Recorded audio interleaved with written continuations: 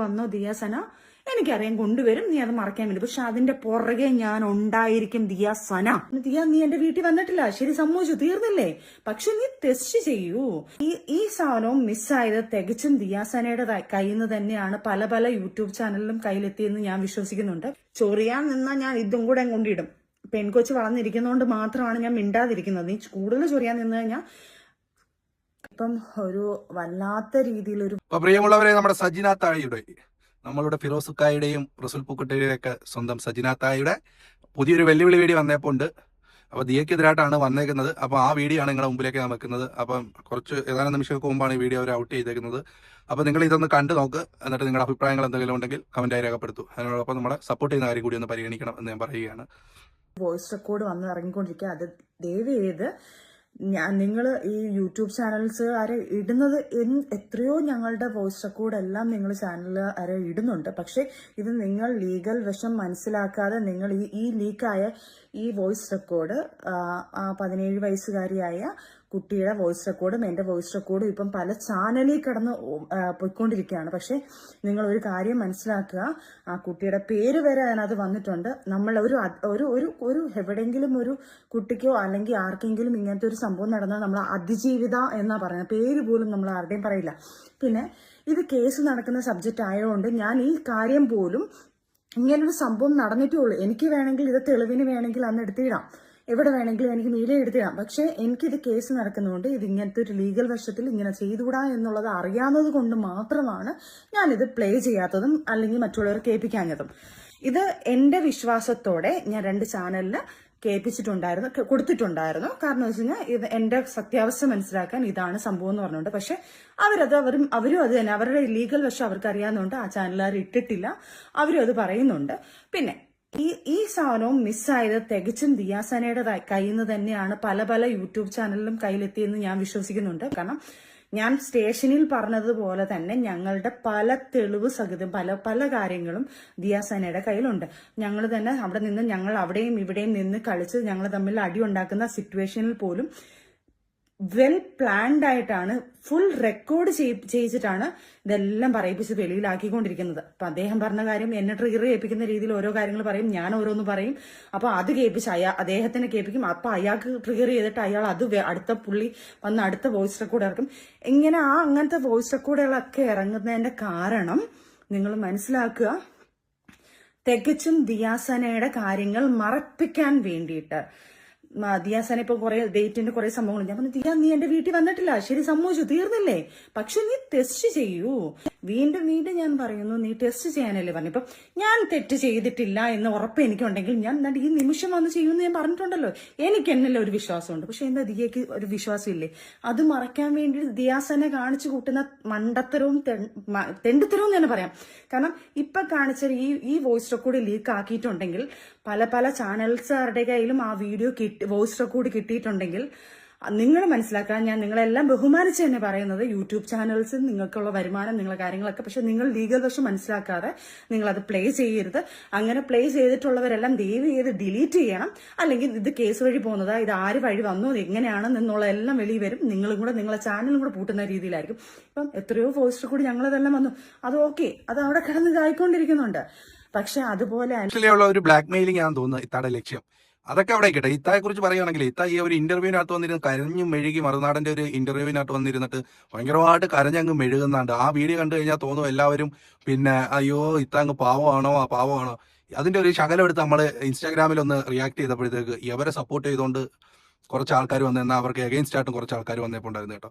ഈ കാര്യം പറഞ്ഞു കഴിഞ്ഞാൽ ഇവർ ഈ സംസാരിക്കുന്നതിന്റെ ഇടയ്ക്ക് തന്നെ അവരെ കണ്ട അവരെ വായിൽ നിന്ന് അനാവശ്യ വർത്തമാനങ്ങൾ, വാക്കുകൾ തെള്ളി പുറത്തോട്ട് വരുന്നുണ്ട്. ഒരു പരിധി വരെയൊക്കെ പിടിച്ചു നിന്നെങ്കിലും ഇടയ്ക്കൂടെ ഓരോ വാക്കൊക്കെ വീഴുന്നുണ്ട്. ഈ പറയുന്നത് പോലെ എല്ലാം അഭിനയമാണ്. ഈ മേക്കപ്പും കാര്യങ്ങളും ഒക്കെ പുറത്തെല്ലാം ഇടാൻ പറ്റൂ. ഹൃദയം എന്ന് പറയുന്ന ഒരു സംഭവം ഉണ്ടല്ലോ, അതിനെ മേക്കപ്പ് ഇടാനൊക്കത്തില്ലല്ലോ. അഭിനയിച്ച് കാണിക്കാം, അതൊന്നും പോത്തില്ലല്ലോ. ഈ കള്ളത്തിന്റെ മേലെ എത്ര വലിയ കോട്ട പണിഞ്ഞാലും ഒരു നാൾ കള്ളം തകരും എന്നുള്ളതാണ്. അപ്പം ദിയ വലിയ ക്ലിയർ പുള്ളിയാണെന്നൊന്നും നമ്മൾ പറയുന്നില്ല. അതുപോലെ നിങ്ങളും അങ്ങനെ വലിയ ക്ലിയർ ആണ് എന്നുള്ളത് നിങ്ങൾ പറയല്ലേ. നിങ്ങളുടെ മുൻകാല ഭർത്താവായിരുന്ന ഈ പറയുന്ന ഫിറോസ് തന്നെ ഒരുപാട് കാര്യങ്ങൾ നേരത്തെ പറഞ്ഞപ്പോൾ ഉണ്ടായിരുന്നു. അപ്പോൾ നിങ്ങളോട് അവരുടെ ഒരു വോയിസ്, അതായത് ഒരു കോളിംഗിൽ നിങ്ങൾ അവരോട് സംസാരിച്ച ആ ഒരു ക്ലിപ്പൊക്കെ കേട്ട് കഴിഞ്ഞാൽ വളരെ മോശകരമായുള്ള രീതിയിൽ നിങ്ങൾ എന്തൊക്കെയാണ് അതിനകത്ത് പറഞ്ഞത്, എന്റെ ഇത് തേടി ഞാൻ പോകും, നിനക്കെന്താന്നൊക്കെ ഉള്ള രീതിയിലൊക്കെ സംസാരിച്ചായിരുന്നു. പക്ഷെ നമ്മൾ ആ വീഡിയോ ചെയ്തില്ല. പക്ഷെ ഇപ്പൊ നോക്കിയപ്പം മൊത്തം ഇവരുടെ ഇഷ്യൂ ആണ് യൂട്യൂബ് മറിച്ചും. എങ്കിൽ പിന്നെ നമ്മൾ എന്തിനാണ് മറിക്കുന്നത്? കാണുന്നവർ കാണട്ടെന്ന് വിചാരിച്ചു, അതുകൊണ്ടാണ് ചെയ്തത്. ഇപ്പൊ ഒരു യൂട്യൂബ് കോടതി തന്നെ കൊണ്ടുവരണം. ഇപ്പൊ കുടുംബ പ്രശ്നം തീർക്കലാണല്ലോ യൂട്യൂബിന്റെയും ഫേസ്ബുക്കിന്റെയും ഒക്കെ പരിപാടി. അതിന്റെ കാര്യം എന്ന് പറഞ്ഞാൽ ഇതിനകത്ത് നിറച്ചും ഇപ്പം മൊത്തം നടക്കുന്നത് ഏതെങ്കിലും വ്ളോഗർമാർ അല്ലെങ്കിൽ സെലിബ്രിറ്റികൾ, ബിഗ് ബോസ് താരങ്ങൾ, ഇവരുടെയൊക്കെ എന്തെങ്കിലുമൊക്കെ ഇഷ്യൂ വരും. അത് അങ്ങോട്ടും ഇങ്ങോട്ടും നേരിട്ട് പറയേണ്ടതിന് പകരം സോഷ്യൽ മീഡിയ വഴിയാണ് ഇപ്പൊ എല്ലാവരും അതിനെ ഒത്തീർപ്പാക്കാനും വഷളാക്കാനും നോക്കിക്കൊണ്ടിരിക്കുന്നത്. ബാക്കിയൂടെ കേക്ക് ഇഫ്താട. അല്ല, 17 വയസ്സുകാരി ആവാത്ത ഒരു പൂർത്തിയാവാത്ത ഒരു കൊച്ചിന്റെ ആ സമയത്ത്, ഇപ്പൊ കുട്ടിക്ക് 18 വയസ്സുണ്ട്, പക്ഷെ അതൊരു അതിജീവിതയാണ്. ആ കുട്ടിയെ ഇതിനകത്തിട്ട് ഒരു വിക്ടിമിനെ അതിനകത്തിട്ട് ഇതാക്കരുത് നിങ്ങൾ ദയവ് ചെയ്ത്. ഞാൻ നിങ്ങളോട് റിക്വസ്റ്റ് ചെയ്യാണ്. പിന്നെ ഇനിയും ഞാൻ ഈ വീഡിയോ ഇട്ടിട്ടും നിങ്ങൾ അത് ഡിലീറ്റ് ചെയ്തിട്ടില്ലെങ്കിൽ ഇതിന്റെ ഫുൾ ഉത്തരവാദിത്തം നിങ്ങൾക്ക് തന്നെയാണ്. ഞാനിത് സ്റ്റേഷനിൽ കൊണ്ട് നേരത്തെ പരാതി പറഞ്ഞിട്ടുണ്ട്.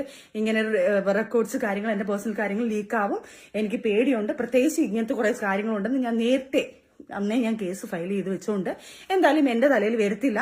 ഞാൻ ലീക്ക് ആയിട്ടുണ്ടെങ്കിൽ 2 ചാനൽ വെച്ചിട്ടുണ്ട്. അവർക്കും ഈ ലീഗൽ വശമായതുകൊണ്ട് അവരും ലീക്ക് ആക്കത്തില്ല എന്ന് എനിക്ക് പൂർണ്ണ വിശ്വാസമുണ്ട്. അപ്പം ലീക്കാക്കിയ വ്യക്തി ആരാണെന്ന് എനിക്ക് വ്യക്തതയായിട്ടുണ്ട്. കാരണം ഇത്രയും വോയിസ് റെക്കോർഡ് ആരൊക്കെയാണോ ലീക്കാക്കിയ, ആ ദിയാസന തന്നെയാണ് ഇത് ലീക്കാക്കിയിരിക്കുന്നത്. അപ്പം ഞാൻ ദയവ് ചെയ്ത് ഞാൻ പറയുവാ, വീണ്ടും വീണ്ടും ദിയയുടെ കാര്യങ്ങൾ മറയ്ക്കാൻ വേണ്ടി ദിയ പല കാര്യങ്ങളും കൊണ്ടുവന്നുകൊണ്ടിരിക്കുക. ദിയാസന, നീ ഇപ്പോഴും ഞാൻ പറയുന്നു, നീ ചെയ്തിട്ടില്ല എങ്കിൽ, ഞാനിപ്പം എന്റെ ഡേറ്റ് വന്നിട്ട് ആ ഡേറ്റിൽ ഇവിടെ എത്തിയിട്ടില്ല, ഈ ഡേറ്റിൽ ഇവിടെ എത്തിയിട്ടില്ല എന്ന് നീ പറയുന്നുണ്ടെങ്കിൽ ദയവ് ചെയ്ത് നീ ചെയ്തിട്ടില്ലെങ്കിൽ ടെസ്റ്റ് ചെയ്യൂ കുട്ടി. പേടിയുണ്ടോ? എന്തിനാണ് ഈ വെറുതെ ഇങ്ങനെ കാണിച്ചുകൊണ്ടിരിക്കുന്നത്? തെറ്റ് ചെയ്യാത്തൊരു പേടിക്കത്തില്ല, വന്ന് ചെയ്തേനെ. ദിയാസന ഇങ്ങനത്തെ ഒരു തെറ്റ് ചെയ്തിട്ടില്ലെങ്കിൽ ദിയാസന ഞാൻ പറയുന്നതിന് മുമ്പേ ദിയാസന ടെസ്റ്റ് ചെയ്തേനെ. അതല്ലാതെ ഡേറ്റുകളും മറ്റേ മറിച്ചൊന്നും കൊണ്ടുവരാതെ ടെസ്റ്റ് ചെയ്ത് കാണിക്കൂ. അല്ലെങ്കിൽ ലീഗൽ എനിക്ക് വന്ന് ഞാൻ വേണ്ട എനിക്ക് ചെയ്യണമെന്ന് പറഞ്ഞു കഴിഞ്ഞാൽ ഞാൻ വന്നിപ്പോൾ ഞാൻ അതിന്റെ കാര്യങ്ങൾ നോക്കിക്കൊണ്ടിരിക്കുന്നത്. എന്നെ ടെസ്റ്റ് ചെയ്തിട്ടുള്ള കാര്യങ്ങൾ, റിസൾട്ടും കാര്യങ്ങളും എങ്ങനെയെങ്കിൽ ഞാൻ ഇവിടെ നിങ്ങളെ മുന്നിൽ കൊണ്ടുവെക്കും. എന്നെക്കുറിച്ച് വല്ലാത്തൊരു രീതിയിൽ ഒരു പെൺകുച്ചും പറയുന്നുണ്ട്. അവളെ ഡീറ്റെയിൽസും പയ്യെ നിങ്ങൾക്ക് കിട്ടിക്കോളും. അവൾ എന്താണെന്നുള്ളതും ഞാൻ കുറെ ആൾക്കാർക്ക് അവരുടെ ഡീറ്റെയിൽ ഇട്ട് കൊടുത്തിട്ടുണ്ട്. അവരെന്താണെന്നുള്ളത് ചാനലുകാർക്ക് ഞാൻ ഇട്ട് കൊടുത്തിട്ടുണ്ട്. ഈ പറഞ്ഞ റോഷിനി എന്താണെന്ന് ദുബായിലും തിരക്കുക. റോഷിനിയുടെ ഇവിടുത്തെ കാര്യങ്ങളൊക്കെ അതിന്റെ കുറെ തെളിവുകൾ കുറെ മീഡിയക്കാർക്ക് ഞാൻ കൊടുത്തിട്ടുണ്ട്. അതും പറയും. അപ്പം ഈ ഇവരെയൊക്കെയാണ് ശരിക്കും പറഞ്ഞാൽ കൊണ്ടുവരണം. നിങ്ങൾ ദയവ് ചെയ്ത് എന്നെ ഇങ്ങനെ ക്രൂശിച്ച് നിങ്ങൾ ഒരു ബിസിനസ് ആക്കാതെ നിങ്ങൾ നല്ല ഇങ്ങനെ വൃത്തികേട് ചെയ്യുന്ന ആൾക്കാരെ പുറത്ത് കൊണ്ടുപോവാ. പ്ലീസ് ഞാൻ നിങ്ങളോട് റിക്വസ്റ്റ് ചെയ്യുക. കാരണം ഞാൻ നിങ്ങളെ ചാനലുകാരുടെ അടുത്ത് റിക്വസ്റ്റ് ചെയ്യുകയാണ്, പ്ലീസ് അതൊക്കെ കൊണ്ടുപോവാ. നിങ്ങൾ തെളിവ് സഹിതം ഞാൻ ഇട്ട് തരാം. ഓരോ വ്യക്തികളുടെ, ദിയാസന, ആൻമരിയ, പിന്നെ അതേപോലെ തന്നെ ഈ പറഞ്ഞ റോഷിനി, ഇവരുടെയൊക്കെ തെളിവ് സഹിതം. അതായത് ദിയാസനയുടെ എനിക്കറിയില്ല. ദിയാസനയുടെ അറിയാവുന്ന എന്റെ കണ്ണുകൊണ്ട് കണ്ട കാര്യം ഞാൻ കേസ് ഫയൽ ചെയ്തിട്ടുണ്ട്. അതിന് തർക്കിച്ചുകൊണ്ടേയിരിക്കുകയാണ് ദിയാസന അങ്ങനെ ചെയ്തിട്ടില്ലെങ്കിൽ ദിയാസന ടെസ്റ്റ് ചെയ്യും. എന്റെ വീട്ടിൽ വന്നിട്ടില്ല അങ്ങനെയെന്നല്ല പല അലിഗേഷൻ ദിയാസന പറഞ്ഞു. അങ്ങനെയല്ല ദിയാസന ചെയ്യേണ്ടത്. നീ ചെയ്തിട്ടില്ലെങ്കിൽ ധൈര്യത്തോടെ നീ വന്ന് ടെസ്റ്റ് ചെയ്യണം. പിന്നെ അതേപോലെ ആൻമേരിയുടെ കാര്യം. ആൻമേരി പറഞ്ഞു 10 വർഷമായിട്ട് ഞാനൊരു വോയിസ് റെക്കോർഡ് കേട്ടതാ. 10 വർഷമായിട്ട് ഞാൻ ഭയങ്കര അന്തസ്സായിട്ട്, എന്റെ പൊന്നു മോളെ, ഞാൻ 1.5 വർഷത്തെ പരിചയമാണ് നിനക്കുള്ളത്. 1.5 വർഷം, 1.25 വർഷം. ആ 1.25 വർഷത്തിനകത്ത് നീ കാണിച്ചു കൂട്ടി 5 അവന്മാരെ പ്രേമിച്ചതും 5 അവന്മാരെ പറ്റിച്ചതിന്റെ കഥ തെളിവ് സഹിതം എന്റെ കയ്യിലുണ്ട്. ചൊറിയാൻ നിന്നാൽ ഞാൻ ഇതും കൂടെ കൊണ്ടിടും. പെൺകൊച്ച് വളർന്നിരിക്കുന്നതുകൊണ്ട് മാത്രമാണ് ഞാൻ മിണ്ടാതിരിക്കുന്നത്. നീ കൂടുതൽ ചൊറിയാൻ നിന്ന് കഴിഞ്ഞാൽ, ഞങ്ങൾ ചെയ്തുകൊണ്ടിരുന്ന സീരിയൽ സെറ്റിൽ ഒരു പയ്യൻ, പാവം പിടിച്ചൊരു പയ്യന്റെ 40,000, 50,000, 60,000 എല്ലാം മേടിച്ച് അവൻ അയച്ചു കൊടുത്ത, ഞാൻ നിങ്ങളുടെ ഇന്ന് വരെ പറഞ്ഞിട്ടില്ല, അവൻ അയച്ചു കൊടുത്ത ഫോട്ടോസും ഉമ്മ കൊടുക്കും, കെട്ടിപ്പിടിക്കും, അവരുടെ തമ്മിൽ സംഭാഷണം കാര്യങ്ങളും എല്ലാം ചെയ്തിട്ട് അത് കഴിഞ്ഞപ്പോൾ വേർത്തം വന്നപ്പോൾ ഉടനെ അവനെ കളഞ്ഞിട്ട് അവന്റെ കൂടെ പോകുന്നു, അവനെയും പറ്റിക്കുന്നു, അവനെയും തെളിച്ചു കളഞ്ഞിട്ട് അടുത്തവന്റെ കൂടെ പോകുന്നു, അടുത്തവൻ അത് ഓക്കെ അല്ലെന്ന് പറഞ്ഞാൽ പൈസ ഇല്ലെന്ന് പറഞ്ഞപ്പോൾ അടുത്തവനോട് പോകുന്നു. അങ്ങനെ 5 കഥകൾ തെളിവ്. ലാസ്റ്റ് ഒരു ആക്ടറിനെ നശിപ്പിച്ച, ആ കുടുംബം പോയി നശിപ്പിച്ചതിന്റെ അവരെല്ലാം നിന്റെ അടുത്ത് റിവെഞ്ച് മൈൻഡിൽ തന്നെ നിൽക്കുന്നത്. അവരെ നശിപ്പിച്ച ആറാണുങ്ങളില്ല മോളെ. ഞാൻ പോലെ അല്ല അവരൊക്കെ ഇറങ്ങിക്കഴിഞ്ഞാൽ തീർന്ന മോളെ. ആണുങ്ങളാ, അവർക്ക് രീതിയിൽ ഇറങ്ങാന്നേ ഉള്ളൂ. അതുകൊണ്ട് ചൊറിയാതെ അവിടെ ഇരിക്കും. ചൊറിഞ്ഞു കഴിഞ്ഞാൽ തിരിച്ച് അതായിരിക്കും ഞാൻ അടുത്തത് കൊണ്ടുവരുന്നത്. പിന്നെ അതേപോലെ തന്നെ റോഷിനി, നീ തീർന്നു മോളെ. നിന്റെ എല്ലാ കാര്യം, നിങ്ങൾ സ്വർണം മാഫിയ ചെയ്ത ലാസ്റ്റത്തെ സാധനം കൊണ്ടല്ലോ തെളിവ് സഹിതം ഞാൻ കുറച്ച് ചാനലുകാർക്ക് ഇട്ട് കൊടുത്തിട്ടുണ്ട്, നിന്റെ വോയിസ് റെക്കോർഡും കാര്യങ്ങളും ഒക്കെ. അപ്പൊ നീ എന്താണെന്നുള്ളതും തെളിയും. പക്ഷെ കാലം ഒരു ദിവസം സജിന ശരിയാണെന്നോ ആ ഒരു കാര്യം വന്നിരിക്കും. ഇതെല്ലാം എന്നെ ഇന്ന് ക്രൂശിക്കുന്ന ആൾക്കാര് നാളെ നിങ്ങൾ തന്നെ പറയുന്ന ഒരു സമയം വന്നിരിക്കും. ആ ഒരു ദിവസത്തിന് വേണ്ടി ഞാൻ വെയിറ്റ് ചെയ്യും.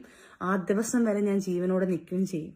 കാരണം എനിക്ക് എന്റെ മുന്നിൽ ഞാൻ അങ്ങേയറ്റം എനിക്കറിയാം ഞാൻ കയറി പിടിച്ചിരിക്കുന്നത് ഒരു ഡ്രഗ്സ് മാഫ്. എന്റെ പൊന്നു പ്രിയമുള്ളവരെ, ഏകദേശം 43 മിനിറ്റ് ഉണ്ട് ഈ ഒരു വീഡിയോ. അതിന്റെ ഏകദേശം കുറച്ച് ഭാഗങ്ങൾ മാത്രമാണ് ഞാൻ വെച്ചേക്കുന്നത്. ഇതിനകത്ത് ഒന്നാമത്തെ കാര്യം, അതിജീവിതം എന്നൊരു വാക്ക് ഇപ്പൊ കേരളത്തിലുണ്ട്. ഓക്കെ, അങ്ങനെ ഒരു പേര്. അപ്പൊ പുരുഷന്മാർക്ക് എന്ത് പേര് കൊടുക്കും എന്നുള്ളത് നമുക്ക് അറിഞ്ഞൂടാ.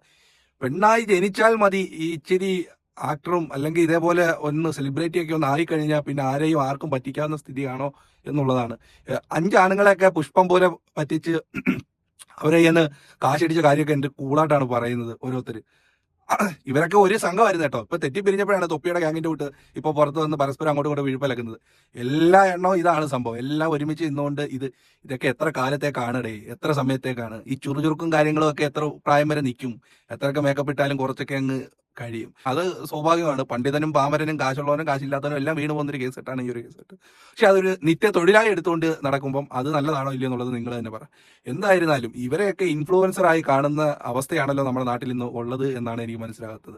ഈ തൊപ്പിയുടെ ഇഷ്യൂ ഒക്കെ വന്നപ്പോഴത്തേക്ക് നമ്മൾ സത്യം പറഞ്ഞാൽ ഷോക്കായി പോയി. അപ്പം അതേപോലെ തന്നെയാണ് ഈ പറയുന്ന ഈ ഒരു കേസ് കെട്ടും. ഇതൊക്കെ ഇവരെല്ലാം ഒരു ബെൽറ്റായിട്ട് ഇന്നവരാണ്. ഇപ്പോഴാണ് ഇവർ ഇപ്പൊ ഈ പ്രശ്നം വന്നപ്പോഴാണ് അങ്ങോട്ടും ഇങ്ങോട്ടും പിന്നെ വീടുകൾ അലക്കുന്നത്. അപ്പൊ ഈ പറയുന്നതിൽ ആര് നല്ല കൊള്ള അവയെ നോക്കണ്ട, എല്ലാവരും കയ്യിലും കൊണ്ട് ഒരു വെടിക്കുള്ള മരുന്ന് എന്ന് പറയുന്നത് സത്യമാണ്. 2 കൈ കൂട്ടിയടിക്കാൻ എന്തായാലും ശബ്ദം ഉണ്ടാകത്തില്ല.